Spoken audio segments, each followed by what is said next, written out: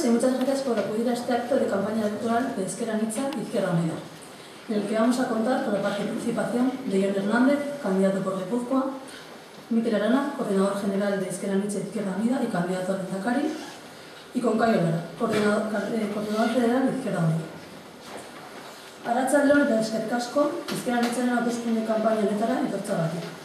Gaur, Jon Hernández, Gipuzkoako hautagaiak, Mikel Arana, Ezker Anitzako koordinatzaile orokorrak eta Caio Lara, Izquierda Unidako koordinatzaile federala, parte hartuko duten ekitaldi honetarako. ¿Crisis o estafa? Para Ezker Anitza y Izquierda Unida la respuesta es clara: estafa. Para explicarnos por qué es una estafa están aquí Jon, Mikel y Caio. Para explicarnos que es una mentira que los recortes y los ajustes de los servicios públicos sean lo único que se puede hacer para salir de esta agujero. Porque hay alternativas a esta inmensa estafa. Jon, Mikel y Caio me las van a explicar. Krisia ala maula. Ezker Anitzarentzako galdera honen erantzuna argia da. Maula. Guztia maula dela azaltzeko bertan Jon, Mikel eta Caio ditugu. Murrizketak eta zerbitzu publikoen murrizketak zulo honetatik ateratzeko irtenbide bakarra direla esatea gezurra baita. Beste irtenbide batzuk baitaudela maula mugagabe honi aurre egiteko. Guzti hau Jon, Mikelek eta Caiok azalduko digu.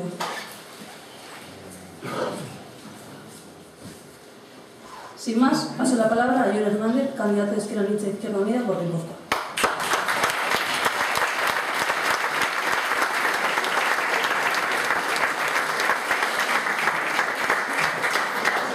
Arratsalde on. ¿Quiénes somos las mujeres y los hombres de Ezker Anitza y Izquierda Unida? A mí me gustaría empezar un poco mi pequeña intervención contándoos quiénes somos las mujeres y los hombres de esta organización, de Izquierda Unida, de Ezker Anitza. Aunque seguramente lo sabéis, pero de vez en cuando viene bien recordarle a la gente quiénes somos y de dónde venimos. Somos trabajadores, somos parados, paradas y estudiantes, gente corriente, gente de barrios como este, pero gente que tenemos un fuerte compromiso social, un fuerte compromiso político y un fuerte compromiso militante.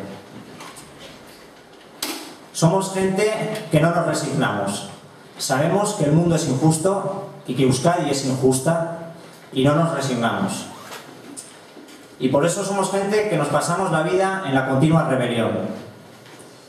Y nos rebelamos contra una realidad en la que una minoría de la población, los adinerados, viven a cuerpo de rey a costa de la explotación de la mayoría de la gente, de la clase trabajadora, en el mundo, pero también aquí en Euskadi, en nuestra tierra, y aquí en Guipúzcoa.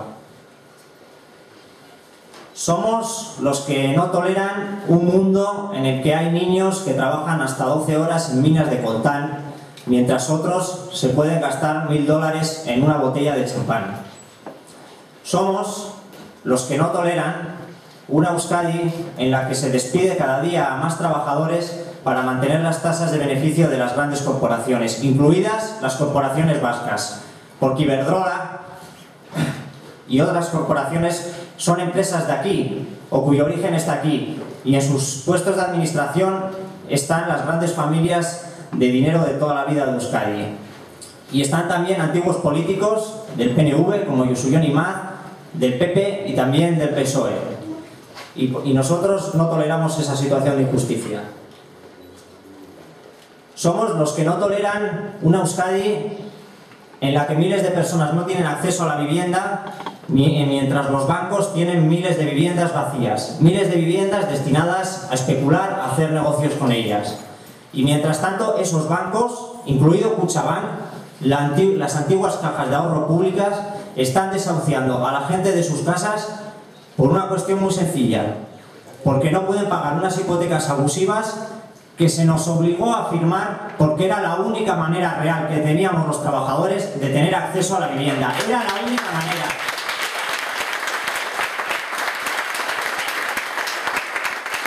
Luego nos han dicho que hemos vivido por encima de nuestras posibilidades. Y es mentira y lo sabéis. Firmábamos hipotecas porque era la única manera que teníamos de acceder a las viviendas. y ahora nos echan de ellas.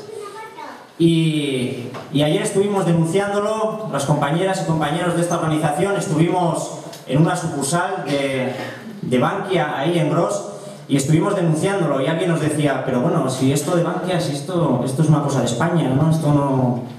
Como a veces parece que vivimos en una burbuja. Y lo dijimos bien claro, y por suerte los medios lo han dicho en algún periódico. Bankia estaba vendiendo en Gros, porque venden también en Euskadi pisos de los que han desahuciado a familias, aquí en nuestra tierra. Y eso hay que denunciarlo y no podemos permitirlo. Y por eso tenemos propuestas claras, que seguramente Mikel os desgranará, propuestas claras para acabar con el problema de la vivienda, para acabar con la especulación. Y queremos pedirle una explicación a Bildu. Queremos pedir una explicación a una organización que se reclama de la izquierda y que ayer abría su campaña electoral a lo grande, con paneles que no tenemos nosotros porque no tenemos dinero, delante de Kutxabank denunciando estas cosas. Pero queremos pedirles una explicación porque hace un año ellos votaron a favor de la creación de Kutxabank y sabían perfectamente que la creación de Kutxabank, esa fusión de las antiguas cajas de ahorro pública, era el paso necesario que pedía el capital para que pudiese entrar capital privado en las cajas de ahorro, para privatizar nuestras cajas, las cajas públicas.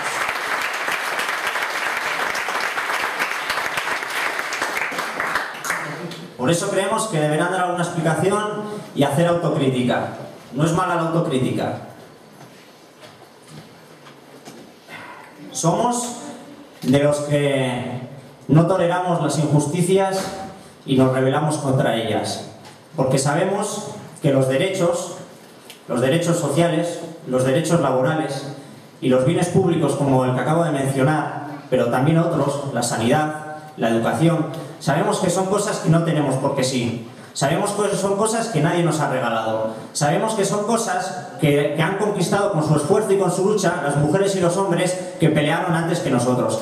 Y por eso nosotros vamos a pelear por defenderlos y por conquistar nuevos derechos. Y por eso mañana a las 12 del mediodía en Alder Dieder estaremos en la manifestación convocada por la Cumbre Social contra los presupuestos impresentables que ha presentado el Partido Popular en el Gobierno, en el Parlamento del Estado.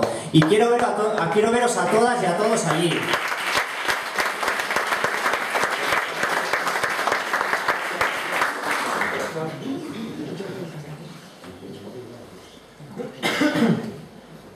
Me gustaría veros a todas y todas allí defendiendo nuestros derechos.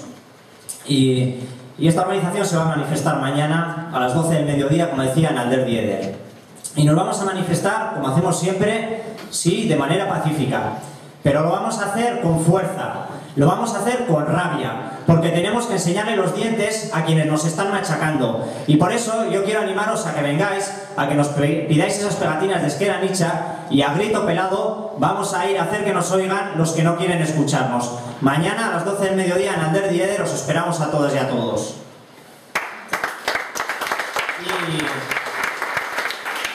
Y la cosa no acaba mañana, porque la rebelión está en las calles. Este próximo jueves, aquí nos ha presentado la compañera Anne, que ahora no la localizo. Anne es una estudiante universitaria.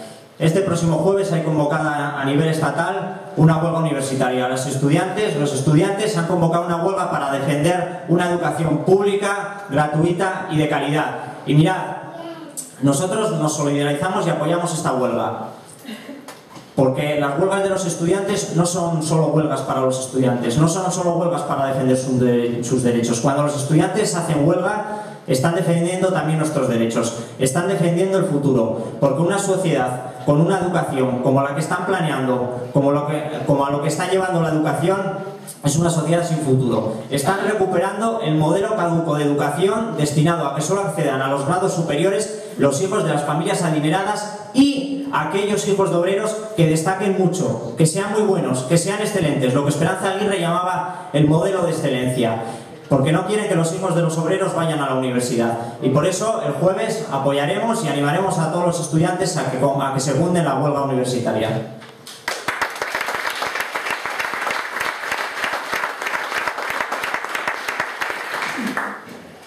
Lo ha dicho Anne también. Sabéis de sobra, los que estáis aquí, que lo que está pasando no es una crisis. Aunque lo llamemos crisis y hayamos asumido la palabra crisis, lo que está pasando es una gran estafa. Una gran estafa por la que esa minoría que se adinera de las propiedades de todos está dando un golpe final a lo que habían llamado el estado de bienestar, a esos derechos que habían conquistado en Europa muchos trabajadores y trabajadoras, y especialmente en el sur de Europa. Y seguramente ya ha habido varias huelgas y seguramente habrá más huelgas. Esta organización estará en esas huelgas. Apoyaremos esas huelgas para defender nuestros derechos. Sabéis de sobra que lo que viene son tiempos oscuros.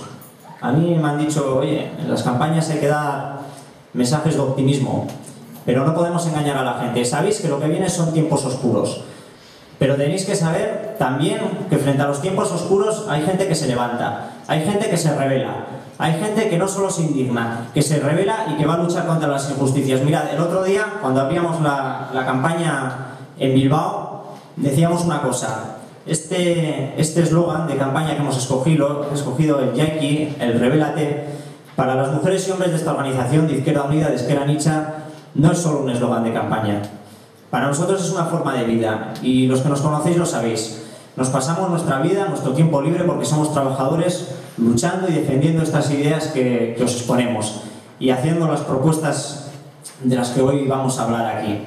Por eso para nosotros esto no es solo un eslogan, y cuando acabe la campaña quitaremos el dibujito este de aquí, pero seguiremos llevando el Rebélate aquí, seguiremos llevando el Rebélate dentro, porque mientras el mundo sea injusto, nosotros seguiremos luchando. Y lo que queremos es animaros a todas y a todos a que os rebeléis con nosotros, en las calles y en las urnas. Porque mirad, nosotros estamos acostumbrados a trabajar mucho en los movimientos sociales, en las calles, en las asociaciones de vecinos, en las asociaciones culturales.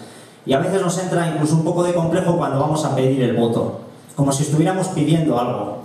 No, si se está de acuerdo con estas ideas, es necesario votar. La mayoría de la gente que no vota, que se abstiene, que está hasta las narices de lo que ellos llaman los políticos, esos son la gente que si analizase, si entendiese nuestras propuestas, si consiguiésemos llegar, estaríamos seguros que nos apoyarían. Y creemos que es importante el voto, porque hay que llevar gente a los parlamentos que les diga a esos representantes de los poderosos, que es lo que son la mayoría de los parlamentarios, que no estamos de acuerdo con cómo están haciendo las cosas, que no estamos de acuerdo que estén de rodillas ante lo que ellos han llamado mercados, que no es más que el capital financiero y las oligarquías de toda la vida. Es necesario llevar a gente a los parlamentos, gente que está acostumbrada a trabajar en la calle, a estar con la gente, gente corriente, gente común de las que os hablaba al principio. Y por eso yo os voy a pedir en Guipúzcoa el voto para Ezker Anitza e Izquierda Unida. Os voy a pedir que nos ayudéis, que nos deis el empujoncito para ir al Parlamento y para decir todas las cosas que decimos siempre en la calle, porque queremos voces diferentes en los parlamentos, voces alternativas, voces sin miedo, voces que le digan la verdad de la gente de los barrios. Y por eso os animo también el día 21 de octubre a que os acerquéis a la urna. Acercarse a la urna y dar el voto a Ezker Anitza e Izquierda Unida es también un acto de rebelión, es un acto de verdadera rebelión, que no se puede quedar solo en el voto a la urna, lo sabemos.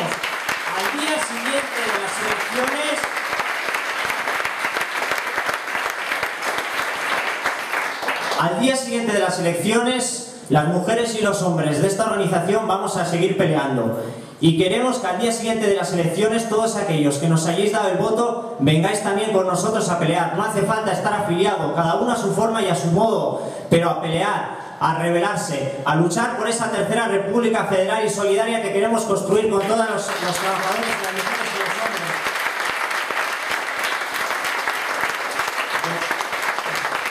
De todos los países y nacionalidades del Estado español. Nosotros somos vascos y nos consideramos vascos y queremos construir una república con nuestros hermanos, con nuestros compañeros que vienen de otras regiones, como el amigo Cayo Lara, que hoy ha perdido un día de su vida para venir a estar aquí con nosotros a apoyarnos. Así que yo os animo, como digo, a dar el voto a Ezker Anitza e Izquierda Unida, pero también a sumaros a esa rebelión, porque os aseguro que el Rebélate no es un eslogan de campaña. El Rebélate lo vais a encontrar al día siguiente en las gentes y los hombres de esta organización. Yo os lo aseguro, lo vais a ver, lo vais a poder comprobar. ¡Ánimo! ¡Salud y república!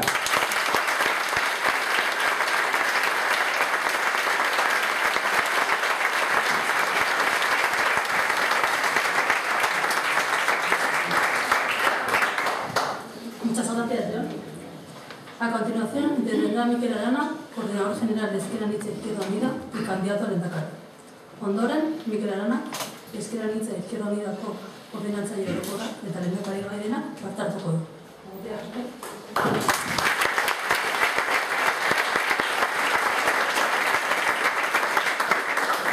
Arratsaldeon guztioi eta eskerrik asko gaur hemen izateagatik eta baita ere berriro eskerrik asko gai hori gaur hemen egoteagatik. Espero dut berak esplikatzea eguna galdu duela, baizik eta eguna enplegatu duela eta ondo erabili gainaz bere erreferente euskalduna den Ezker Anitzari babesa emateko eta beraz berriro ere eskerrak eman.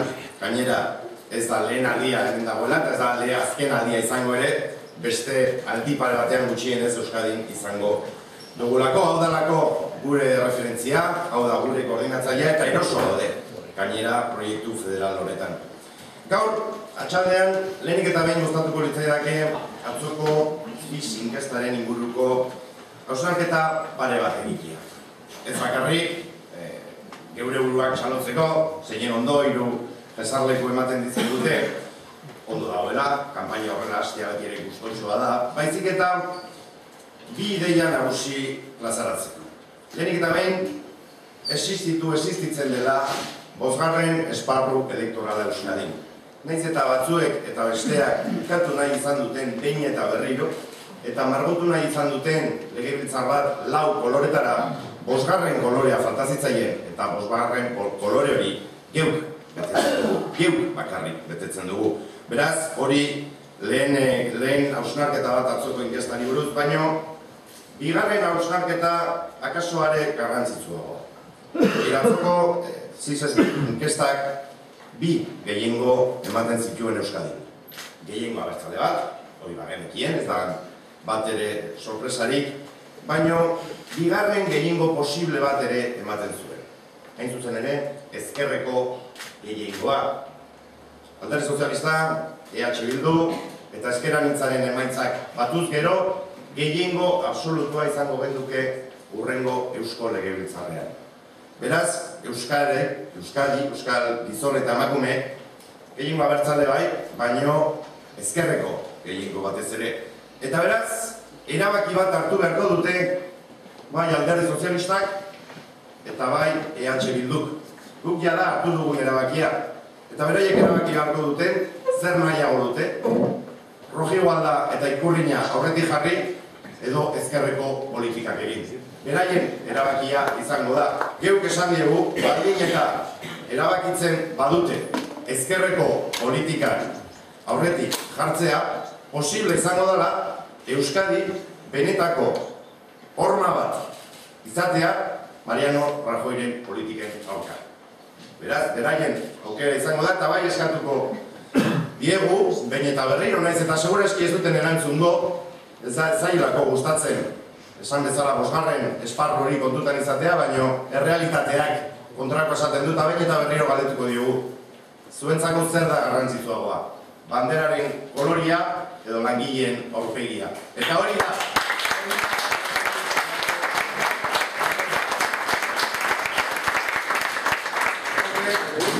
La encuesta del CIS, al margen de darnos grupo propio, que siempre es satisfactorio para empezar una campaña, de definir y de poner negro sobre blanco lo que veníamos diciendo desde hace tiempo, que Euskadi no se puede dibujar a 4, por mucho que se empeñen los 4 grandes partidos, se empeñe la Junta Electoral, se empeñe la TV, se empeñe quien se empeñe, Euskadi no se puede dibujar a 4. Esta es una prueba. Aquí hay parte de ese quinto espacio electoral, un quinto espacio que aspira a una izquierda alternativa, transformadora y federal. Y la encuesta de ayer constata que efectivamente en Euskadi eso existe, en primer lugar, y en segundo lugar que es Ezker Anitza, Izquierda Unida, quien cubre ese espacio. 2 grandes noticias para nosotros y para nosotras que desde luego nos dan ánimo para afrontar la campaña.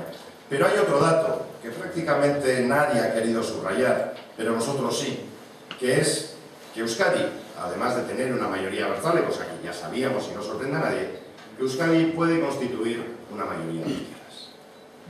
Partido Socialista de Euskadi, EH Bildu y Ezker Anitza.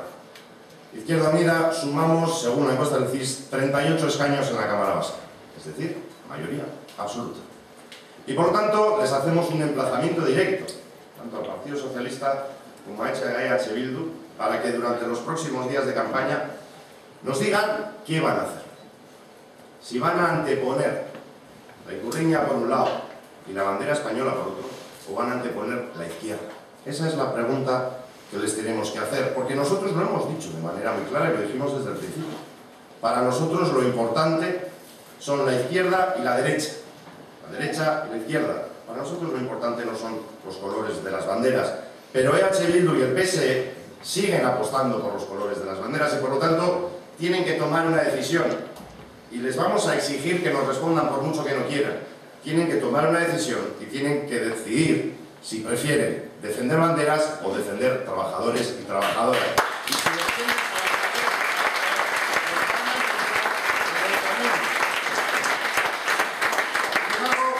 al margen de este dato hay otro dato, la encuesta del CIS, que encaja también muy bien con lo que es nuestro eje de campaña. ¿Sabéis cuál es la principal preocupación de los 2.889 personas que se encuestaron con el CIS? El desempleo. Para un 71% de ciudadanos y ciudadanas vascas su principal preocupación es el desempleo y para un 13% su segunda preocupación. Sin embargo, uno cuando lee esas encuestas y oye los mítines del Partido Socialista de Euskadi casi le genera como ciertas dudas, ¿no? ¿Cómo es posible que la ciudadanía vasca tenga esta preocupación por el desempleo cuando el Partido Socialista de Euskadi no hace más que repetirnos lo bien que han trabajado en el ámbito del empleo durante toda la legislatura? Lo habéis oído, supongo que lo habréis oído, habréis visto a Gemma Zabaleta decirnos lo bien que funciona su plan, habréis oído a Patxi López decirnos que tenemos la mitad del desempleo que el resto del Estado y sin embargo la ciudadanía, que es bastante más inteligente de lo que Patxi López cree, sigue preocupada por el desempleo. ¿Por qué? Por los datos. Porque los datos son demoledores ante este gobierno del Partido Socialista que ha sido absolutamente incapaz de hacer nada por el empleo en Euskadi. 48.000 parados más en 3 años y medio. O lo que es lo mismo, un 41% más de parados y paradas en Euskadi desde que el tándem López-Basagoiti empezó a gobernar en Euskadi. 164.139 hombres y mujeres que queriendo trabajar no pueden hacerlo. ¿Qué ha hecho López al respecto? Básicamente nada. Yo creo que si hay que buscar un titular es ¿qué ha hecho López por el empleo? Nada. Y tenía oportunidad de hacerlo. Ahora no hace más que repetir que tenemos la mitad de desempleo que en el Estado español. Como si eso fuera un consuelo. Porque a ese dato también hay que añadirle que tenemos las cifras más altas de desempleo en Guipúzcoa, por ejemplo, desde finales de los 80. Ese es el escenario en el que nos movemos en Euskadi. Y ante eso tuvimos una mesa de diálogo social.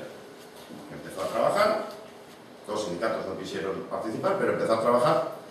Finalizada la legislatura vemos que no ha habido ningún fruto de esa mesa de diálogo social. Y tenemos la ANBID, el famosísimo proyecto estrella de la ANBID. Supongo que os acordáis, la cantidad de proyectos que nos han vendido, lo bien que iba a andar la política de empleo en Euskadi, porque ya teníamos las políticas activas de empleo. El PNV se ponía medallas diciendo que lo habían traído ellos, Patxi López se ponía medallas diciendo que gracias a la ANBID todo se iba a resolver. ¿Para qué ha servido la ANBID? Única y exclusivamente para criminalizar a los perceptores y las perceptores de renta de garantía de ingresos.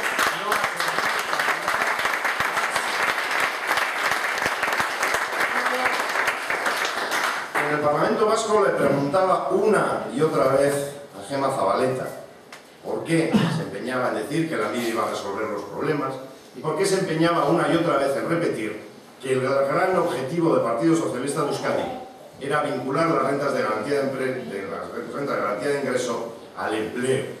Que había mucho perceptor de la renta de garantía de ingreso que no quería trabajar. Claro, mi réplica era bien sencillo. Señora consejera, ¿qué empleo? Si están destruyendo empleo día sí y día también, ¿cómo va a encontrar la gente empleo? Como para encima tener que aguantar poco más o menos que según ustedes y según sus socios del Partido Popular son gente que no quiere trabajar y por eso cobra la renta de garantía de empleo. Ese es el Partido Socialista que hemos tenido durante estos 3 años y medio, un Partido Socialista que no lo olvide nadie, por mucho que ahora Patxi López parece que sería capaz de dejarse clavar agujas antes de reconocer que ha gobernado 3 años y medio con Basagoiti, 3 años y medio con el Partido Popular, porque también es importante recordar que no hace tanto tiempo, es importante recordar que no fue Patxi López quien rompió con el PP, fue Basagoiti quien mandó a la porra a Patxi López. Así acabó el gobierno entre el uno y el otro, no porque Patxi López hiciera algo al respecto. Pero como sabéis, nos hemos empeñado en esta campaña en, además de criticar a los demás, que forman parte de la campaña, porque entendemos que las cosas que se han hecho, desde luego, no tienen ni un pase desde el punto de vista de la izquierda. Nos hemos empeñado en esta campaña a hacer propuestas claras. Y hacer pedagogía de por qué creemos que existe otra alternativa, por qué creemos que existe otra salida a la crisis y por qué creemos que es tan importante la rebelión para poder desarrollar toda esta serie de iniciativas. Y en el ámbito del empleo tenemos 5 propuestas que me gustaría pasar a explicaros. En primer lugar, volvemos a la reivindicación clásica de la izquierda, que cada día más parece de sentido común, que es que si no hay trabajo para todos, habrá que repartir el bien. Una cuestión de solidaridad básica. Y por lo tanto, volvemos a la reivindicación de las 35 horas sin reducción salarial. Una reivindicación que se ha ido abandonando, pero que sin embargo nosotros creemos que puede ser una primera solución para reincorporar a muchos hombres y mujeres al mercado de trabajo. Sin embargo, cuando hablamos de esta reivindicación siempre nos achacan lo mismo, siempre nos dicen lo mismo. No ha funcionado en Francia, no ha funcionado en la administración pública. La respuesta es bien sencilla, porque no se ha aplicado como estaba previsto que se aplicara. Las 35 horas sin reducción salarial no son para empezar a pagar horas a partir de las 35 en lugar de la 40, lo que ha pasado en Francia. No son para que los trabajadores y las trabajadoras de la administración pública, en lugar de tener 6 días libres, tengan 9, que es lo que ha pasado en la administración vasca. Las 35 horas es para repartir el trabajo, para que la gente trabaje menos, además pueda tener tiempo libre, pueda conciliar su vida personal y familiar, pueda dedicarse también a la cosa pública, pueda rebelarse en las calles, pueda participar de los movimientos sociales, de los movimientos sindicales, de los movimientos políticos, y esas 5 horas que quedan la pueda ocupar otra persona. Alguien nos dirá, los empresarios ganarán menos dinero. Claro, es que es la idea. Es la idea, que unos pocos ganen menos para que el resto podamos ganar más y se pueda repartir la riqueza entre todos nosotros.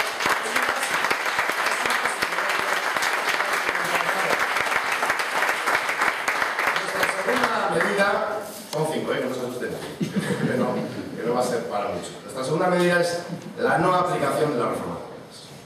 Reformas laborales impulsadas por Zapatero primero y por Rajoy después.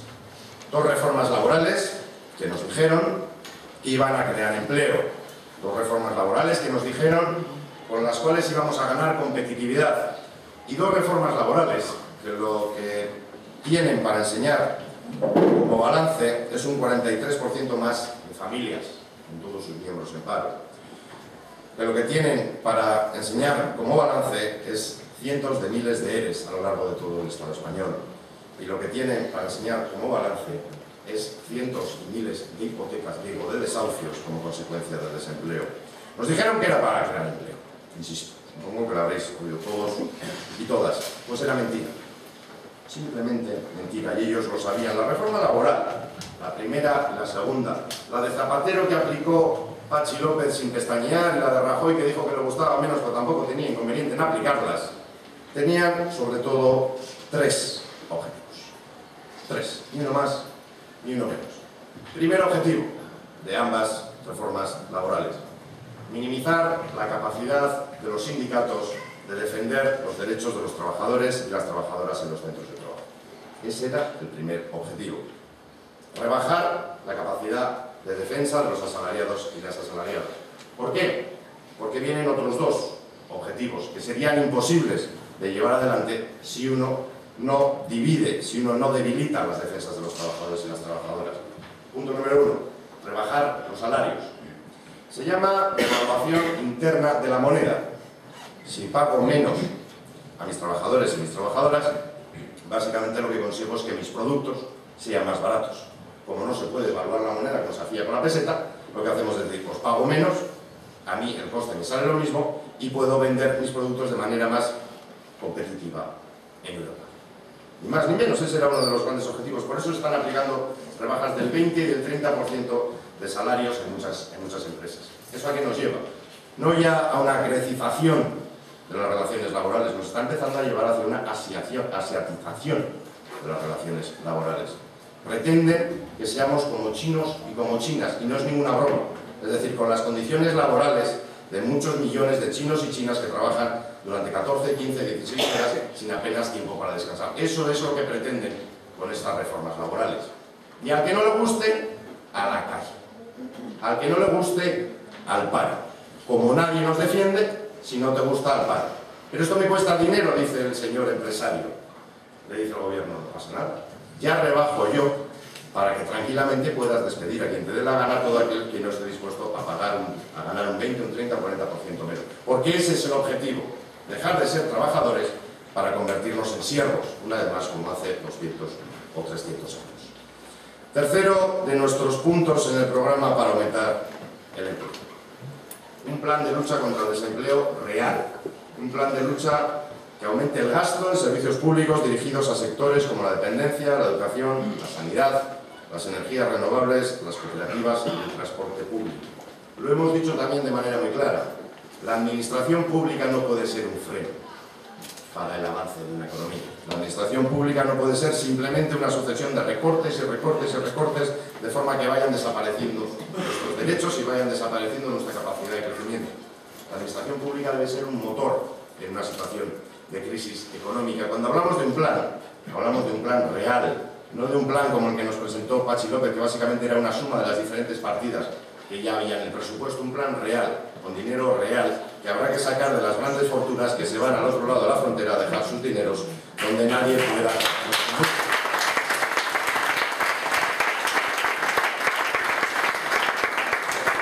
Y una ley del Estatuto Básico del Empleado Público que garantice los derechos de negociación.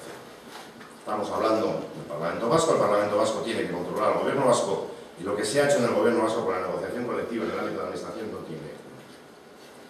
La primera medida del Gobierno López, supongo que recordaréis, fue firmar un convenio con el AECOLA. Convenio con el AECOLA que no se había firmado durante años con los gobiernos anteriores. Todo el mundo se dio palmadas, todo el mundo se dio abrazos, qué gran avance, qué bueno gobierno del Partido Socialista. Menos de un año tardaron en romper de manera unilateral aquel convenio. Trabajando los salarios un 5%, evitando las sustituciones y aplicando todas las medidas de Zapatero en el ámbito de la administración, hasta el punto que el año 2012 en la administración vasca se perdieron 8.300 puestos de trabajo. 8.300 puestos menos en la administración vasca con un gobierno teóricamente socialista y obrero. Eso es lo que tenemos. Nosotros creemos firmemente, además, que cuando se firma un acuerdo, se firme en el ámbito de la administración, se firme en el ámbito de la empresa, se firme como se firme, hay que defender y hay que cumplir ese acuerdo. Y por último, fomento del cooperativismo y apoyo a los trabajadores y trabajadoras para que puedan recuperar y gestionar sus empresas en crisis. No vamos a decir, porque no vamos a caer en la demagogia fácil, creo que es lo peor que nos puede pasar a una formación política como la nuestra, que hace propuestas rompedoras, que hace propuestas diferentes, que hace propuestas alternativas, es caer en la demagogia. No todos los empresarios, ¿no? Todos conocemos gente que tiene empresas de mediano tamaño, de pequeño tamaño, que se está dejando la piel por sus trabajadores, que se está dejando la piel por sus empresas. Y es cierto. Y yo creo que también merecen un reconocimiento. Pero también tenemos grandes empresas, medianas también empresas, multinacionales, que a la primera dificultad aplican ERES. Que les da igual echar a cientos, miles de trabajadores a la calle en el momento en el que la balanza no acaba de salir como a ellos les gusta. Bien, pues ante esa alternativa, y sabiendo los trabajadores y las trabajadoras que tenemos en Euskadi, nosotros lo que proponemos es que esas empresas pasen a manos de esos trabajadores y de esas trabajadoras, que puedan gestionar el pan de sus hijos, que puedan gestionar sus puestos de trabajo, si nadie quiere preocuparse por esos puestos y lo único que...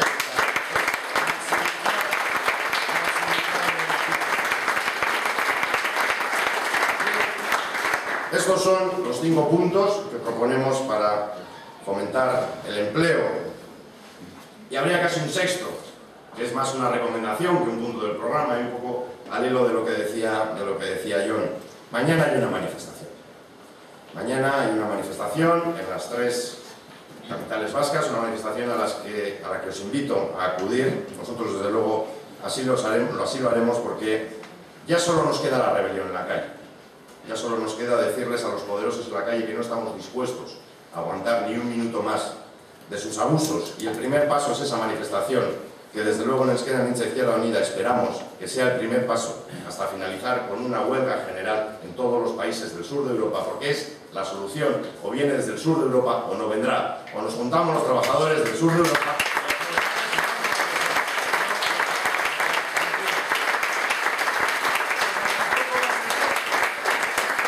Tampoco va a ser fácil la rebelión, y como ejemplo, hoy nos hemos enterado que un sindicato policial ha denunciado al coordinador federal de Izquierda Unida por acudir a una manifestación.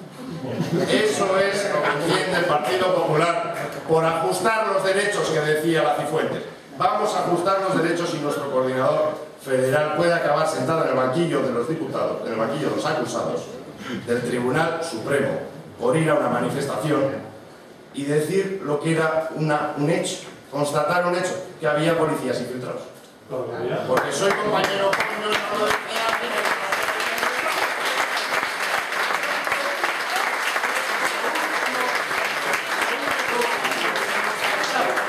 Y ya no nos dejen ni quejarnos. Por eso, y acabo, antes de que pasarle la palabra a Cayo, dos modelos, dos formas complementarias de rebelarse ante este sistema, de rebelarse ante los poderosos.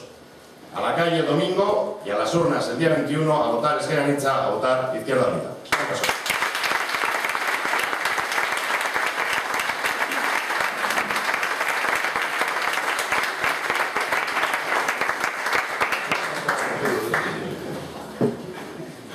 Hore bat da guretzat, Izquierda Unidako koordinatzaile federalen laguntza edukitzea gaur.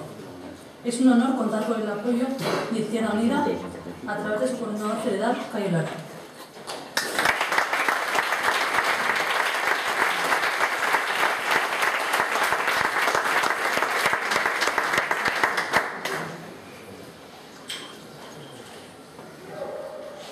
Decía John hace un ratito que hoy había perdido un día el coordinador para venir a Euskadi. Y no es un día perdido, es un día ganado. Y es un día ganado porque el mensaje que vengo a traeros es que no estáis solos y no estáis solas. Y el mensaje que me llevo de aquí es que no estamos solos y no estamos solas la izquierda del conjunto del Estado español. Por tanto, no es un día perdido, es un día ganado para la causa de la clase trabajadora, de la izquierda y de la alternativa que intentamos forjar cada día. Y estoy para deciros igualmente, y lo sabéis perfectamente, pero también para simbolizar con mi presencia una vez más aquí, que Ezker Anitza es Izquierda Unida, y que Izquierda Unida es Ezker Anitza, y que nadie se equivoque, y que nadie se confunda, porque vamos a intentar que la ética y que la honestidad sigan acompañando a lo largo de nuestra historia, porque no se merece toda la gente que luchó a lo largo de la historia por los valores de la izquierda, no se merece que nosotros le fallemos nunca, ni en la ética, ni en la honestidad, en la vida pública.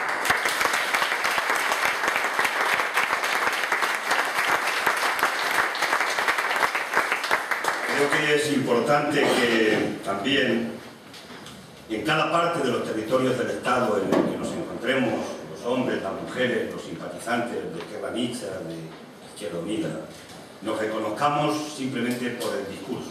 Algún día terminaremos por reconocernos únicamente mirándonos a los ojos, ¿no? Pero que nos reconozcamos en el discurso, y donde escuchemos el discurso, sea donde sea, sepamos que ahí está la izquierda alternativa en nuestro país. Y eso es importantísimo en un tiempo donde la derecha acumula tanto poder y donde el poder financiero tiene un poder tan fuerte que yo creo que nunca en la historia de nuestra incipiente democracia nunca ha tenido tanto peso y tanto poder el poder económico sobre el poder político, hasta el punto de aniquilar al poder político y hacerlos únicamente serviles, servidores fieles, comerciales de lo que es el poder económico y especialmente el poder financiero. Por eso el reconocimiento de nuestro discurso en el conjunto del Estado es cada día más importante, y eso también nos crea lazos de fraternidad en cualquier parte, repito, de los territorios del Estado. Nos necesitamos hoy más que nunca para combatir este ataque tan feroz, que no hemos conocido un ataque tan feroz desde la transición democrática a los derechos sociales y laborales de los trabajadores y de las trabajadoras y de las capas populares, derechos que no nos regalaron, sino que cayeron como consecuencia de la conquista, del trabajo, del sacrificio y del esfuerzo de tanta gente, y que mucha también, no hay que olvidar que se quedó en el camino por conseguir y conquistar esos derechos que hoy nos están robando a borbotones. Por eso necesitamos cada vez más unidad, necesitamos cada vez más un discurso claro, concreto, alternativo, anticapitalista, antineoliberal, y en eso estamos avanzando y caminando. Por eso las encuestas nos dan una tendencia de crecimiento, no solamente aquí, sino en el conjunto del Estado. Es decir, porque a pesar de la crisis, a pesar de que hay tanto sufrimiento en la gente, alguna cosa también no estaremos haciendo del todo mal, y yo creo que lo que hemos hecho es que hemos identificado de una manera más o menos correcta lo que son las causas de la crisis, y lo que es más importante, estamos en el camino de generar la alternativa con las propuestas concretas, no propuestas demagógicas que son fáciles de hacer, sino propuestas que ponen los pies en el suelo, que son posibles, que son realizables, y creo que es el mensaje que tenemos que intentar trasladar al conjunto de la opinión pública en el Estado español. Hemos estado, creo que la memoria cuenta, la historia cuenta. Esta fuerza política ha estado en todas las movilizaciones que se han producido en este país desde que empezó la crisis. Hemos estado antes también, antes de la crisis, Algunos se olvidan ya, pero hemos estado frente a la burbuja inmobiliaria, hemos estado luchando contra la especulación inmobiliaria en este país y hemos estado partiéndonos la cara. Y entonces nadie nos reconocía, incluso nos decía que éramos un obstáculo para el desarrollo y la modernidad, que qué hacíamos oponiéndonos a planes de desarrollo urbanístico que eran maravillosos para el conjunto de nuestra economía y para el empleo. Bueno, pues nos oponíamos porque creíamos que era una variedad, y el tiempo ha venido desgraciadamente a darnos la razón. Pero también desde que empezó la crisis podemos sacar pecho modestamente y decir que hemos estado en todas las movilizaciones que han convocado las organizaciones sindicales en nuestro país, y las dos huelgas generales. La huelga general que se le hizo al gobierno de Rodríguez Zapatero porque hizo políticas injustas, y la huelga general que se le ha hecho al gobierno del señor Rajoy porque está haciendo políticas injustas y que atacan a la clase trabajadora. Y vamos a seguir estando ahí porque nosotros somos gente de fiar, porque somos aquello que decía Machado, somos los compañeros del alma, ¿no? Compañeros. Por tanto, no vamos a desviarnos del camino ni vamos a estar en posiciones más o menos oportunistas en función del momento, como otros suelen estar y que lo vemos con bastante nitidez a veces, ¿no? Y hay historia y memoria. Yo sé que en el Parlamento, cada vez que el Partido Popular habla de la herencia, los del PSOE se enfadan mucho y dicen, ya está usted hablando de la herencia otra vez, ¿no? Nosotros tenemos que hablar de la herencia, porque hay herencia. Si no lo hubiera, no hablaríamos de la herencia. Y hay que mirar al futuro, no cabe ninguna duda, porque el camino no se construye en el pasado, se construye en el futuro. Pero tenemos que conocer el pasado para no volver a repetir los pasos que han sido pasos erróneos y que han permitido que nos hagan daño para hacer ese futuro. Si no, si tuviéramos un Alzheimer colectivo de lo que ha pasado atrás, pues evidentemente no podríamos reconducir el camino. Y la historia y la memoria dice que esta democracia tímida que tenemos nos la han robado. Que ya no tenemos la democracia, la tímida democracia que se conquistaba en 1977 en el proceso de transición, después de mucha lucha en la dictadura. Hoy la democracia ya no es de los ciudadanos, ya no es nuestra. Hoy tiene más poder un señor que se llama Draghi, que es el presidente de un banco, del Banco Central Europeo, que no ha votado nadie democráticamente, que lo han puesto a dedo, y ese tiene más poder que todos los países que hay que conforman la...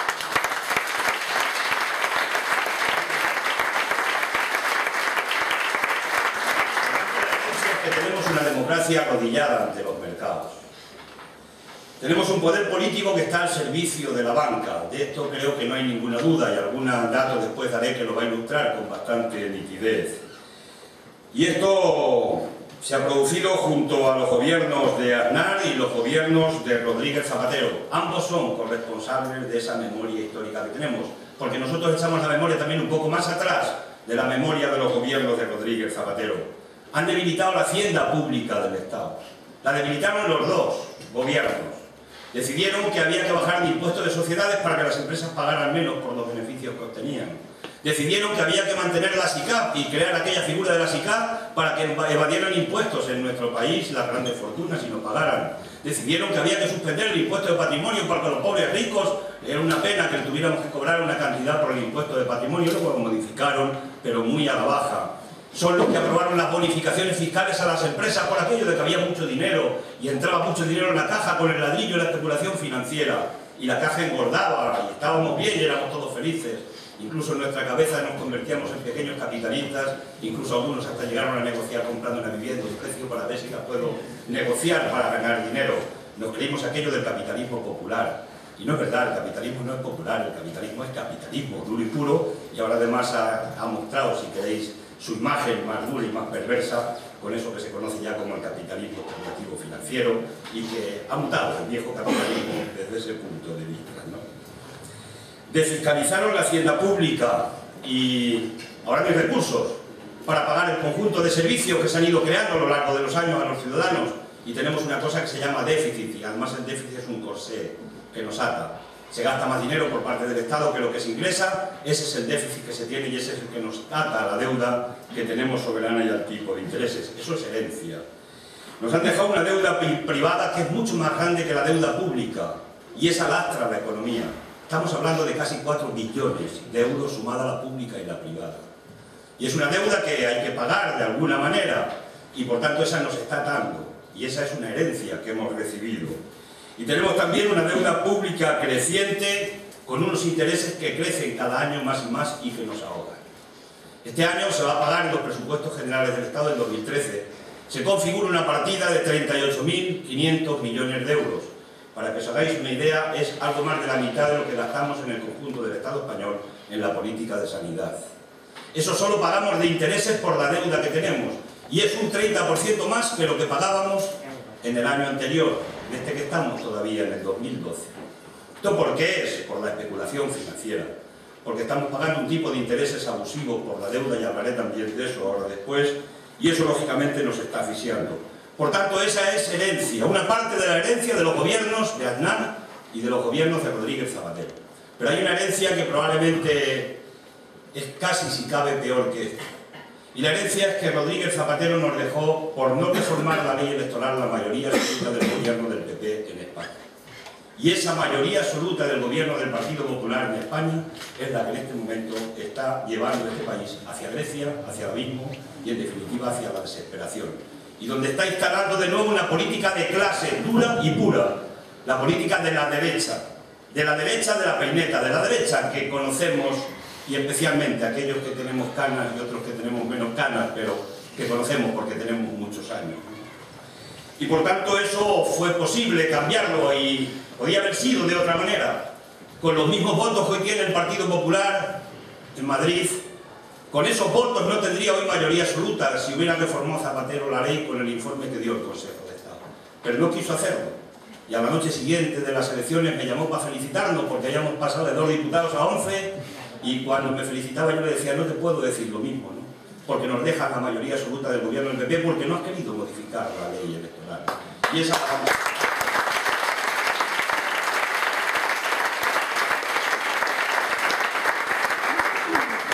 ¿tiene la legalidad? Sí, pero tiene la legitimidad. Porque ahora estamos hablando de legitimidad. ¿Es legítimo un gobierno, un partido político que ha ido a las elecciones y le ha dicho a los ciudadanos que va a hacer A y a la mañana siguiente, cuando ha tenido el poder, se pone a hacer B? Es decir, justamente todo lo contrario de lo que le prometió a la gente. A los que no le votamos no nos ha engañado, pero a quienes le votaron sí les ha engañado una parte importante. Yo creo que en este momento hay mucha gente que votó al PP y que tiene que estar muy molesta, porque le dijeron que lo prioritario para el PP era crear empleo y lo que está creando es paro. Y le dijo muchas cosas y está haciendo lo contrario de lo que se le dijo, por eso no tiene legitimidad. Rajoy ha perdido la legitimidad y por eso le hemos pedido un referéndum y le hemos dicho que someta al conjunto de los ciudadanos del Estado la política que está haciendo, para ver si la ratifican o la cuestionan, para corregir, si es posible, y es posible corregir esas políticas. Por tanto, nosotros vamos a continuar exigiéndole el referéndum, que es improbable que lo pueda hacer, pero se lo vamos a seguir exigiendo, porque cada día tiene menos legitimidad las políticas que está aplicando el gobierno del señor Rajoy. Es decir, lo podríamos simplificar con una frase: si uno promete una cosa en campaña y hace la contraria, eso se llama estafa. Y se está produciendo una gran estafa contra muchos ciudadanos que dieron noblemente su voto al partido que les dio la gana, libremente, y que después se están encontrando con que lo que tienen es una inmensa estafa. Yo creo que lo creemos mucha gente, que ni los más pesimistas, porque decimos, bueno, si nos cargamos al gobierno de Rodríguez Zapatero y viene la derecha va a ser peor. Pues yo creo que ni los más pesimistas que pensaban en eso llegaron a calcular que ese peor iba a ser tan peor. Yo creo que ni lo llegaron a calcular. Y los datos están ahí. Nosotros pensamos que ha entrado evidentemente la derecha en estado puro. Es la que decía antes, la derecha de la peineta que recordamos y la mantilla. Es la derecha de clase. Es la que ha venido a decirnos que en este país hay clases y que hay una clase que manda, que gobierna, que puede y que tiene el poder económico y el poder político, y que hay otras clases que somos la clase trabajadora, las capas populares. Por eso cuando dicen que todos los políticos somos iguales, nosotros decimos no. Yo no soy de la misma clase que el señor Rajoy, ni somos de la misma clase que los señores del Partido Popular.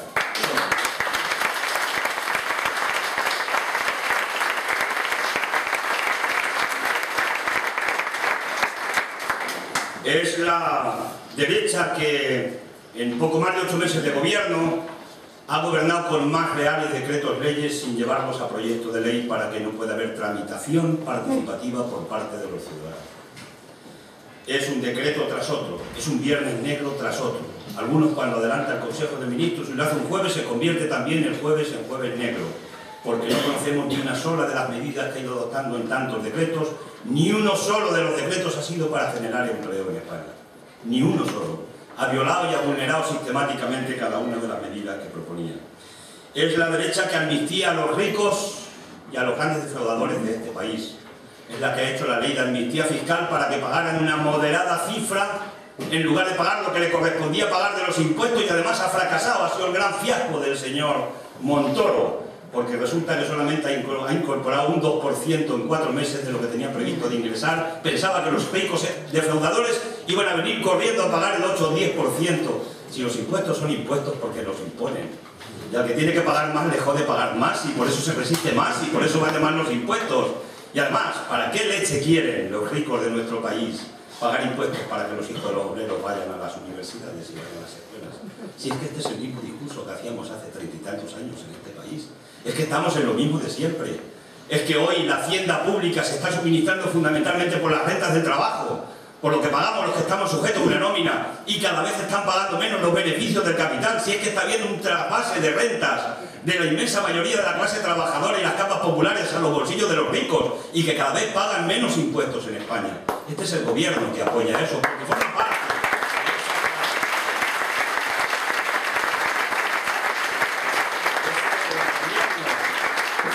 Reduce las prestaciones a los parados, el Partido de los Trabajadores, decía Cospedal.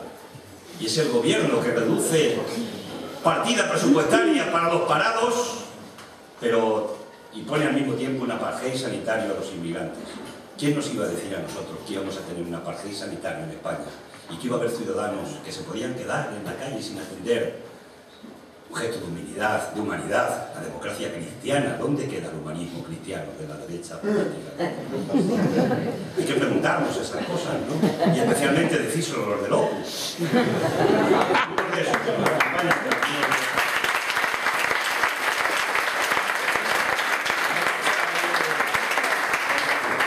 Es la derecha del incremento del paro y del despido barato. Nunca se le ha hecho en la historia de España. La reforma laboral del PSOE fue mala, fue negativa, abrió la puerta y estos han venido y le han pegado la patada completa a la puerta. Pero la reforma laboral no se pensaba jamás, la derecha de este país, la COE, que le iban a hacer un regalo tan espléndido un gobierno del Partido Popular con la reforma laboral. Le ha regalado dinero a los empresarios a borbotones, con el despido barato. Y además ha facilitado el camino para que puedan bajar los salarios, que es el gran objetivo eterno que tiene la COE en nuestro país, porque quieren competir con los capaces de bajar los salarios, ya que no pueden devaluar la moneda porque no tenemos moneda propia y no tenemos una maquinita de hacer billetes con nuestro propio banco para en un momento determinado intervenir en la economía. Es la derecha del ataque feroz a la enseñanza pública y a la sanidad. Podemos incluso afirmar que ¿quién iba a decirnos a nosotros que se iban a financiar con conciertos por parte del Estado colegios que segregan a los chicos y a las chicas? ¿Quién nos iba a contar a nosotros eso, los que aprendíamos en las escuelas franquistas? Y ya no veíamos muy bien aquello de que no hubiera chicas en los colegios, ¿no? No sé por qué lo pensaríamos, pero no lo veíamos bien, que no los hubiera. Y ahora, 30 y tantos años después, resulta que se financia ese tema en la educación. es la que quiere acabar y acaba con la ley de dependencia. El bocado de este año es terrorífico, 1.300 y pico millones de euros. Es decir, nuestros mayores y nosotros mismos, que ya somos mayores y cualquier día podremos ser dependientes, pues han decidido que acaban con la ley de dependencia de un tajo, y van a acabar en 2 años. 2013 y 2014 se acaba finalmente con la ley de dependencia. Que cada uno se apañe como pueda. Este es un poco, porque la derecha económica se apaña bien, porque ellos no tienen problemas para resolver los problemas que tienen de sus seres queridos dependientes. Es el problema de fondo, estamos en un problema de lucha de clases. Es la derecha del recorte de los derechos civiles, es la derecha del introducimiento del Código Penal. Quieren modificar el Código Penal. Hacen políticas de sangría contra los ciudadanos protestan, se manifiestan y finalmente lo resuelven con la vía represiva y la vía del Código Penal. Más castigo, así no se resuelve el problema de raíz. No le pueden poner puertas al campo. Cuanto más castiguen a la gente, más movilizaciones va a haber, más insumisiones va a haber, más actos de protesta va a haber, porque la gente tiene dignidad y la gente se mueve. Porque además la gente sabe que no es posible esto que está pasando, que hay unas políticas que son diferentes. Por tanto, vamos a enfrentarnos, lógicamente, a esa modificación del Código Penal, porque estamos hablando de derechos fundamentales, del derecho de manifestación, de la libertad de expresión, de los derechos que tanto y tanto costó conquistar.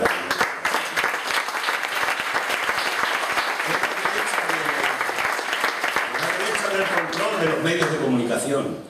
Yo de verdad pensaba que ya la televisión pública, la 1, que es la que vemos en general por allí, por nuestra tierra más, pues que no iba a volver a parecerse al nodo, ¿no? Y cada día se empieza a parecer un poquito más al nodo. Cada día ya nos arrancan con alguna catástrofe, con algún asesinato, con algo, si lo habéis visto en los titulares. Ya no arrancan las noticias como las noticias que hacen daño a nuestra economía, del incremento del paro. Si os dais cuenta, es muy civilino, pero ya se va modificando poco a poco. Además de que han cambiado los actores, tanto de Radio Nacional como de la televisión pública. Y no tenemos nada contra los profesionales de los medios de comunicación, porque sabemos que también están sujetos a si te mueves, si te despistas o haces lo que no debes, sabes que detrás tienes a alguien que en aras de la libertad te pueden quitar el puesto de trabajo, relegarte a no sé qué sitio. Es decir, esto ya es viejo. Bueno.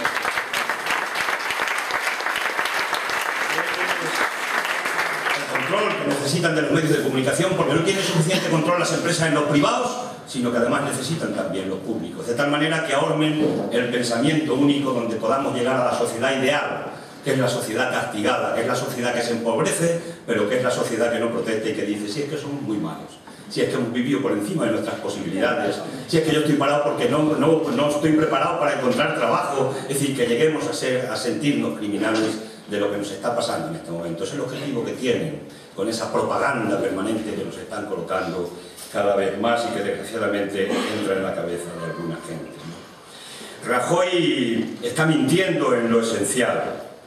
El programa central y lo que nos dice cada día que salen los voceros del PP es: nuestro objetivo es hacer reformas para crecer y crear empleo. Crecer y crear empleo es una palabra que no se les cae de la boca nunca a ningún dirigente del PP cada vez que le escuchéis. ¿Y qué medidas se están adoptando para crecer y crear empleo? Han presentado un plan que se llama el Plan Bianual a la Unión Europea, a la Troika, porque aquí en España, cada vez que aprobemos un presupuesto, un plan en el Parlamento de España, ya tiene que tener la bendición de Bruselas. Y si no tiene la bendición de la Troika, del Fondo Monetario Internacional, del Banco Central Europeo, de la Unión Europea, si no tiene esa bendición no podemos aprobar en el Parlamento ese presupuesto. Por eso nos han robado la democracia. ¿Y ese plan bianual qué dice? Pues ese plan bianual tiene perfectamente contemplado lo que son los presupuestos de este año, del 2013. Pero también tiene contenido los presupuestos del 2014. Y en ni uno ni en el otro, hablo del 2014, del que todavía tendremos que empezar a ver dentro de un año, ni uno ni otro llevan medidas para crecer y para crear empleo. Todas las medidas caminan en la dirección de más recesión y en la dirección de que tengamos más paro en nuestro país. El presupuesto del 2013, 4 pinceladas. El que se está discutiendo, esta semana empezamos a discutirlo en el Parlamento. Por cierto, en el del año pasado, el de hace 4 meses que aprobamos, porque el año pasado ha sido hace 4 meses, que aprobó el Partido Popular, por cierto, después de las elecciones andaluzas. A lo mejor algún paralelismo hay ahora con el rescate y las elecciones en Euskadi y especialmente las elecciones en Galicia. Algún paralelismo hay con las andaluzas de aquel tiempo. Pues este presupuesto lo que dice es que lleva un recorte del 8,9% en los ministerios, en todos los ministerios. Que se recorta la inversión pública, incluido Euskadi. A Euskadi también le afecta el recorte de la inversión pública del Estado, aunque tengáis vuestro propio cupo vasco y tengáis vuestro propio concierto económico. La reducción del empleo, y es que de cada 10 plazas que se jubilen de la administración pública, solo se cubre una plaza. Por tanto, todos los jóvenes, incluido uno de mis hijos, que estáis estudiando para preparar una oposición al Estado, a la administración pública, a servicios públicos esenciales, os han quitado la esperanza. Os han robado la esperanza. Porque no solo no van a cubrir nada más que una de cada 10 plazas de la administración pública del Estado, y estoy hablando de educación, de sanidad, de los servicios públicos esenciales y no esenciales, de todos, sino que además las van a amortizar. Han decidido que las amortizan. Y eso está puesto en el plan bianual que se ha presentado a la Troika. Y es lo que se ha presentado también aquí en el presupuesto del Parlamento de España. Hay una congelación de salarios de los trabajadores de la administración pública. Es cierto, no se han atrevido a decir que le quitan una paga en el presupuesto del 2013, se van a conformar con la del 2012, pero ya veremos. Porque tampoco estaba contemplado lo de la paga en el presupuesto del 2012 y ahora decidieron quitarlo. Y digo ya veremos porque al final han decidido el camino de los recortes. Hay una congelación de salarios públicos, pero es una pérdida de poder adquisitivo. Los trabajadores de la administración pública han perdido ya más de un 25% de salario de poder adquisitivo desde que empezaron los recortes de Zapatero en el mes de mayo del 2010. Es así de simple, no tiene más explicación. Hay un recorte a las prestaciones por desempleo. Recorte a las prestaciones por desempleo, pero bueno, si el presupuesto lo que dice es que van a ir más parados, ¿cómo recorta usted las partidas de desempleo? Es inexplicable, pero tiene una explicación. Ya sabéis que han recortado que a partir del sexto mes que te quedes parado, en lugar de cobrar el 60% de prestación vas a cobrar el 50% de la base de cotización. Eso ya está aplicado, ya se está aplicando. Pues bien, si recortan la partida de desempleo, recortan con un argumento que dio la Secretaría de Estado y que vino a decirnos lo siguiente, más o menos, que hemos escuchado seguramente todos y todas. Es que recortamos la partida de empleo, como va a haber mucha gente que ya va a perder la ayuda, el subsidio, pues como no la tiene ya que cobrar, recortamos la partida porque no es necesaria. Y el artículo 41 de la Constitución española, ese que dice que cuando la gente se queda parada necesita tener cobertura social para que no entre en la desintegración social de nuestro país, es que no cuenta la Constitución española en eso. No vale para nada.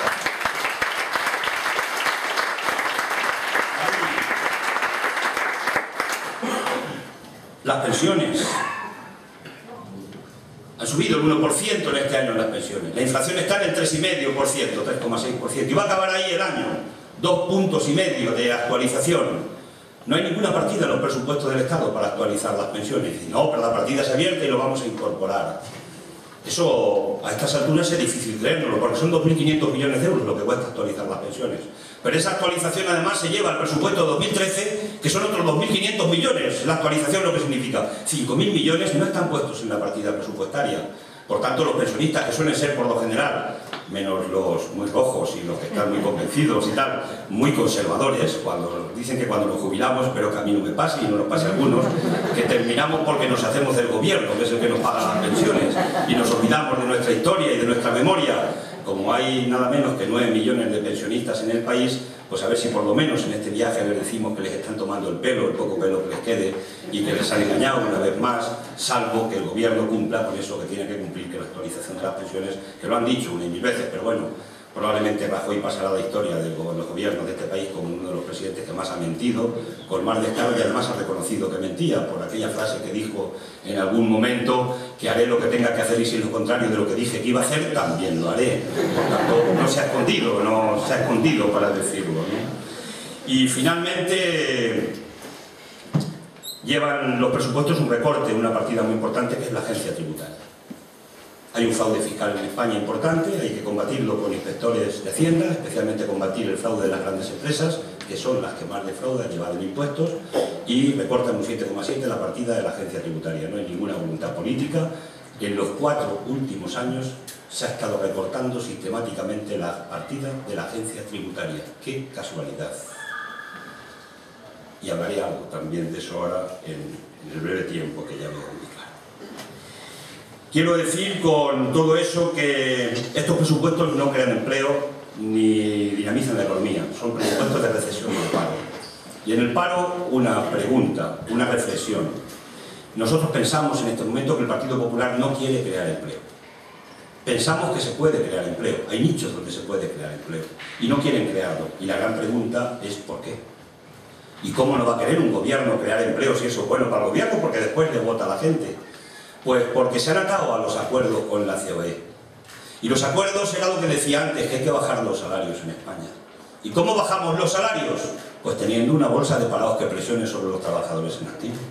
Teniendo un empresario que tiene 100 currículos encima de la mesa y cuando los trabajadores reivindican que les pague el convenio y ya ni el convenio, que les mantenga el salario del año anterior, dice, mira, si es que tengo aquí a 100 que me están pidiendo tu puesto de trabajo, vuestro puesto de trabajo. Es que esto es muy viejo en la historia del movimiento obrero. Es la presión con la bolsa de parado que se ejerce sobre los trabajadores en activo para que puedan bajar los salarios con el miedo que la gente tiene a que me van a despedir finalmente si me planto en la empresa de manera clara y exijo que me paguen un salario más o menos digno. Y de esa forma bajarán los salarios para competir especialmente las grandes empresas con Europa, por lo que decía antes, porque no pueden devaluar la moneda. Ese es el gran objetivo. Y en ese objetivo están de acuerdo el Partido Popular y es una exigencia de la COE en este país. Por tanto, es obvio, lo que hay es un estigmar lo que son los derechos colectivos de los trabajadores, que repito una vez más, se han conquistado a lo largo de tanto tiempo.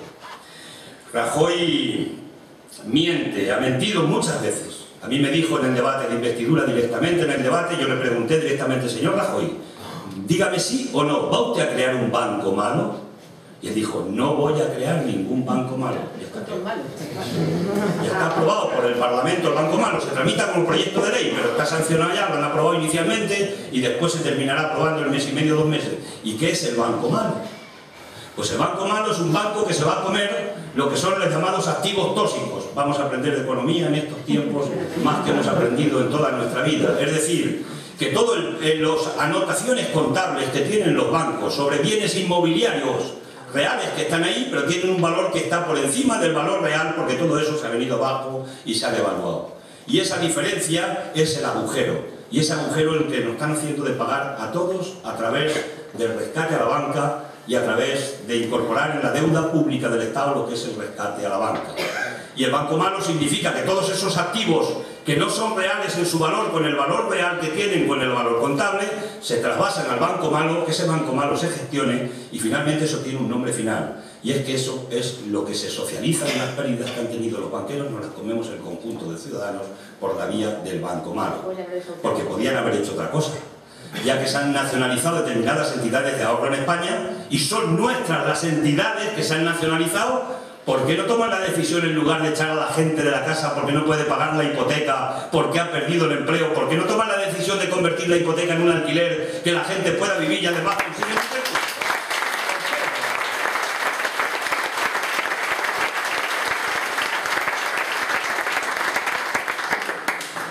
Niegan la banca pública. Y nosotros decimos, bien, si el Estado mete recursos en los bancos para tapar los agujeros de los indeseables que han creado un agujero y una estafa tan fuerte en el país, ya que metemos el dinero público, quedémonos con una banca pública, que sea nuestra de verdad, de todos los ciudadanos y ciudadanas. Parece razonable, somos los accionistas. Ha nacionalizado el Partido Popular. ¿Quién lo iba a decir? Que iba a nacionalizar bancos en España. Pero claro, ellos no quieren ese objetivo. Quieren socializar las pérdidas, que las paguemos todos y una vez saneados, devolvérselos a sus señorías los banqueros para que vuelvan a hacer otra de las suyas. Y nosotros lo que decimos es que dese ya el Estado, que entre para quedarse. Porque además, ¿quién nos da garantías a los ciudadanos? Y aquí está el debate también ideológico de fondo neoliberal con las políticas de intervención pública. ¿Quién le ha garantizado a los ciudadanos que tenían una cuenta cuando han visto temblar, que se movía, había movimientos de bancos, ¿qué hago? ¿Saco el dinero? ¿No lo saco? Y de pronto sale el Estado y dice, no, 100.000 euros primeros garantizados en las cuentas. ¿Quién nos ha dado la garantía a los ciudadanos? No ha sido el Estado, no ha sido lo público, no han sido los banqueros los que nos han garantizado que estaban seguros nuestros pequeños ahorros en las entidades. Ha sido el Estado. Porque el Estado no puede tener esa banca pública cuando es el garante real de que vamos a tener seguridad en los recursos que tengamos en las entidades. Son las contradicciones que tiene el propio sistema capitalista cuando defienden ideológicamente sus posiciones. No quieren investigar a los responsables del desastre. Es que el agujero es muy gordo. Es que nadie se atreve a darle una cifra. Se habla de 150.000 millones de euros. Se habla de porquerías de dinero, porque el agujero es gordísimo. Porque se han devaluado todos los activos y los valores que tenían inmobiliarios las casas y los promotores, los contratistas y la gente que le debe, que tiene una deuda importante con las entidades de ahorro. Todo eso se ha devaluado, se ha hundido y esos valores ya no van a subir nunca más, porque lo que han hecho es que han llegado al valor del que nunca deberían haber subido, al valor natural de las cosas, no al valor especulativo, y no van a subir. Por tanto, el agujero es inmenso. Y aquí hay responsables. Aquí hay responsables que han mirado para otro lado, como el Banco de España. Aquí hay responsables que, como la CNMV, que tenía la función también de supervisión en las preferentes, por ejemplo. Aquí hay gobiernos, aquí hay directores de bancos, aquí hay consejeros, aquí hay ejecutivos que han tomado decisiones. Y hemos planteado al Parlamento una comisión de investigación para investigar toda esta estafa y en 5 veces nos han dicho que no hay comisión de investigación. Y entonces la pregunta es inmediata. Si el PP no quiere investigar, ¿a quién están protegiendo? ¿A quién intentan proteger? Esta es. Y este país quiere saber la verdad. Este país quiere saber cómo, de qué manera han organizado esta estafa inmensa y quiénes son los responsables, dónde están los nombres y apellidos. Y si hay responsabilidades de sea quien sea que se siente en los banquillos de los tribunales, porque aquí se sienta un choricito, como ellos dicen, de poca muerte, se sienta en un banquillo y lo meten al trullo por un pequeño hurto o robo que haga. Y estos que han robado a manos llenas. Además, ahora nos encontramos hasta con algún banquero importante que encima se presenta a la política, un banquero ladrón, ¿no? Ladrón, ¿no?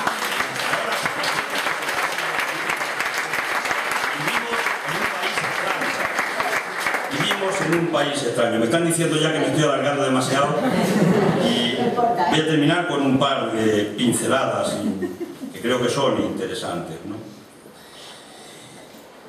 Hay alternativa distinta a lo que está pasando, o no tenemos más remedio que sufrir porque hemos vivido por encima de nuestras posibilidades, hay que hacer políticas de recorte porque hay un déficit muy importante del Estado y hay que pagar ese déficit, y por tanto hay que hacer políticas de recorte cada día.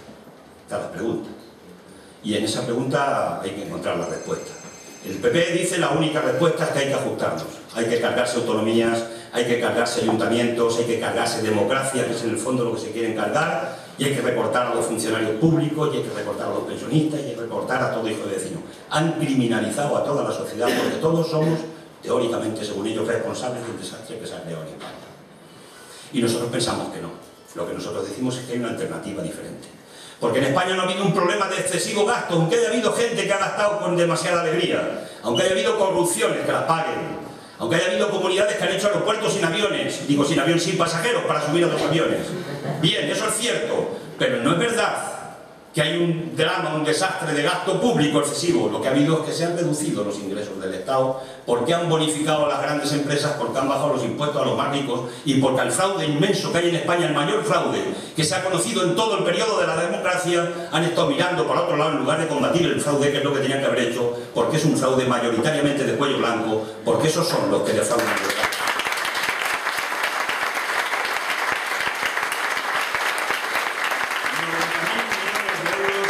Es mucho dinero de fraude. Lo dice la agencia tributaria, lo dice el GESTA, el sindicato de los técnicos de la hacienda tributaria. Dicen que 30 de las 35 empresas del IBEX mueven dinero en los paraísos fiscales. Son empresas conocidas, tienen nombres y apellidos.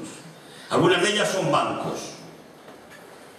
Dicen, y os voy a contar una anécdota que demuestra perfectamente cómo está montada la estructura legal de nuestro país.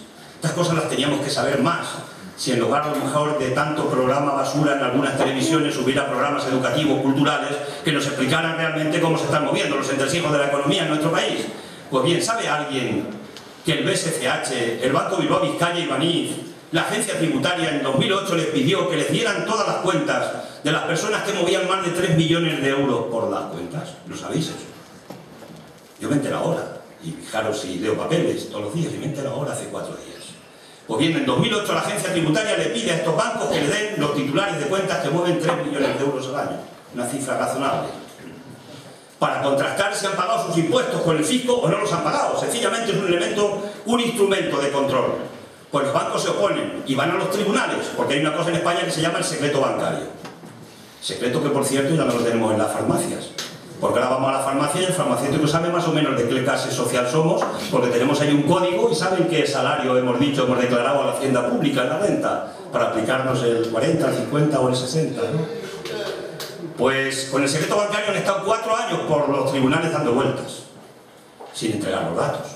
Y ahora recientemente, en el mes de agosto, la agencia, la Audiencia Nacional, ha hecho un auto y ha dicho que entréguense las cuentas, los datos. Pero todavía pueden recurrir al Tribunal Supremo, a ese al que nos quieren llevar los de la policía, porque hemos dicho que algún policía puede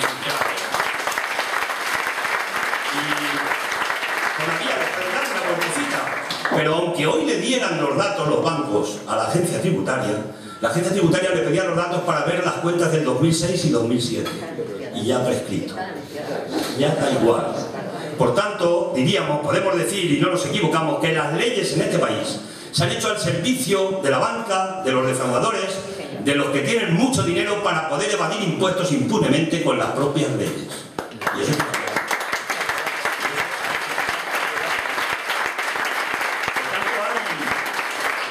alternativa. No me entretengo en más datos. Hay una alternativa que es luchar con el fraude, contra el fraude y hacer una reforma fiscal progresiva para que pague más quien más gana y quien más quiere. Y si eso lo hacemos, ¿qué es lo que puede pasar en España? Pues pasa que controlamos el déficit. Pasa que se cumple el artículo 31 de la Constitución española que dice que todos tenemos que pagar en función de lo que ganamos y lo que tenemos. Pasa que quedan recursos suficientes para hacer inversión pública del Estado, para generar empleo y para cambiar esta locura de círculo vicioso, de más recortes, más recesión, más paro y más recortes, recesión y paro, porque ninguna economía ha salido nunca de una situación de crisis como la que tiene la nuestra, con políticas de austeridad y políticas de recorte. Tiene que salir de manera expansiva. Ya hay dinero suficiente para salir de manera expansiva, solo que ese dinero está en manos de los estafadores, los defraudadores, con el consentimiento de este gobierno y de gobiernos anteriores.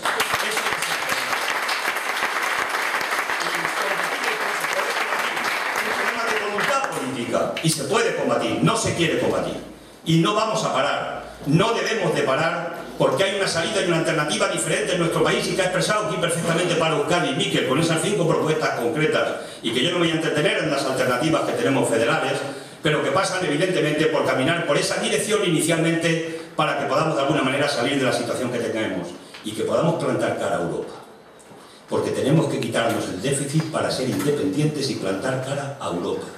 Y decirles que queremos renegociar la deuda, y decirles que queremos renegociar la parte ilegítima de la deuda, y que queremos renegociar la parte ilegítima de los intereses, pero para eso no podemos estar gastando 65.000 millones más que ingresamos en la hacienda pública, porque esto nos hace dependientes. Y por tanto, luchar contra el fraude y hacer una reforma fiscal progresiva también nos da independencia suficiente para enfrentarnos y renegociar una parte, porque esta deuda no se puede pagar por este país, tanto la privada como la pública, con el agujero que han creado.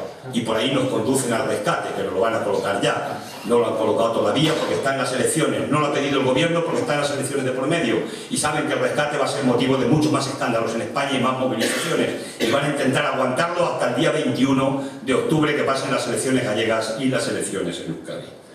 Por tanto, hay alternativas, muchas alternativas. Y concluyo con una europea que creo que tiene mucha importancia. Pagamos tantos intereses por la deuda, que además se convierten después en recortes porque el Banco Central Europeo, nuestro banco, no es nuestro banco. Porque es un banco que está al servicio del interés especulativo financiero. Porque es un banco que tiene prohibido por la propia norma que le han dado los gobiernos, incluidos aquí el Partido Socialista y el Partido Popular, que es un banco que no puede comprar deuda directa al 0,75% a los países. Pero sí le puede dar dinero a los bancos para que los bancos compren deuda directa al 4 o al 5% y especulen con nuestro propio banco y con nuestros propios recursos que tenemos puestos en ese banco. Esto se llama un robo a mano armada, o si no a mano armada, por lo menos un robo clarísimo al conjunto de ciudadanos y ciudadanas. Y eso hay que modificarlo, hay que cambiarlo.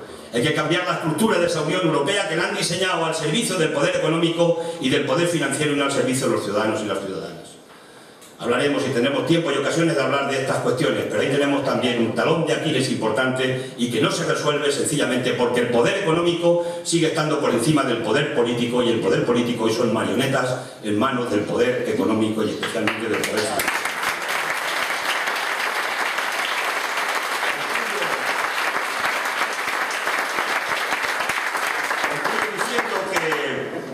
El bipartidismo es responsable de lo que nos ha pasado en el conjunto del Estado. Partido Socialista y Partido Popular son responsables. Yo cuando se hizo el acuerdo del PP con el PSOE aquí en Euskadi dije que no llegaban a las Navidades a comerse en el turrón de Navidades y se han comido 3 turrones. Y de verdad la base social del Partido Socialista de aquí de Euskadi ha estado contenta con que haya habido un pacto del Partido Socialista en Euskadi con el Partido Popular, con nuestros adversarios de clase clarísimos, y que además ahora lo estamos notando perfectamente con el gobierno de Rajoy. ¿De verdad está contenta la base que votó al Partido Socialista porque le dio la gana votarla? ¿Está contenta con esa alianza? porque han sido los dos corresponsables de las políticas de Madrid. Las políticas de claudicación de Zapatero ante el poder económico y las políticas de dureza de Rajoy han estado sancionadas y avaladas por sus varones. Y los varones son responsables, y son varones los del PP de aquí de Euskadi y los del Partido Socialista también aquí de Euskadi. Y bueno, nos puede doler mucho, pero hay que decirlo y la gente lo tiene que saber porque esta es la verdad. Y podrán contar lo que quieran, pero ahí está la historia y está escrita y es muy reciente, y además creo que la memoria nos va a llegar todavía para conocer ese tema. Por tanto, tenemos que plantear una alternativa desde el punto de vista de la izquierda. No se puede esconder detrás de la patria lo que son los problemas de clase de una sociedad. Eso es engañar a la gente. La patria está ahí, nuestra identidad está ahí, la de cada uno, nuestra cultura, nuestra lengua está ahí. Tenemos que convivir y tiene que ser la multiculturalidad. Tiene que convivir en un Estado tan compuesto como el nuestro desde ese punto de vista de identidades. Pero la clase no. La clase somos clase trabajadora, capas populares, los que vivimos aquí, los que viven en Andalucía, los que viven en Cataluña y los que viven en Extremadura. Y nosotros, la clase que nosotros intentamos representar, los que formamos parte de esa clase, no tenemos nada que ver con aquella otra clase que llevó la reforma laboral al Congreso para despedir a trabajadores de manera barata y para abaratar los salarios y dejar a la gente en la desestructuración social en este país. No tenemos nada que ver con esa otra clase. Y por tanto hoy los problemas que tienen aquí los vascos y las vascas no son los problemas de la bandera, aunque algunos los puedan tener y no los rechazamos, son legítimos que cada uno defienda sus identidades y sus reivindicaciones, pero el problema aquí de la gente es que tiene que llegar a final de mes, que tiene que encontrar trabajo, que tiene que tener oportunidades, que no le pueden arrancar la educación pública y la sanidad pública. Son los problemas sociales de la gente y en eso tenemos que hacer una piña. La izquierda del conjunto del Estado español, la izquierda que tenemos denominación de clase en este caso concreto, porque la derecha rica, los del poder, han decidido que estamos en la lucha de clases. Lo ha dicho Warren Buffett. Solo que él dijo que estábamos en la lucha de clases, pero esta la estaban ganando ellos. Y nosotros tenemos que intentar ganarla nosotros, porque somos más, porque somos la inmensa mayoría y porque además la riqueza sí se produce de acuerdo con los empresarios, pero se produce sobre todo porque están los trabajadores en las empresas, que son los que trabajan para producir la mayoría de la riqueza.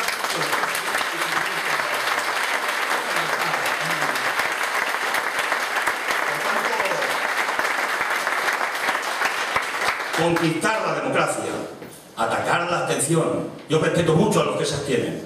No voy a votar, sí, pero luego no te quejes. Si no votas, no te quejes. Y aquí en Euskadi me parece que hay arco parlamentario suficiente para que todas las opciones puedan tener opción y tener representación. El que no quiera votar, que no vote. Pero quien no vota sabe que lo que hace es mantener el poder en el que lo tienen. No es neutro. Que no vota no es neutro. Es sencillamente que decide que tienen que seguir manejando el cotarro los que lo están manejando. Y por tanto hay que hacerles una invitación.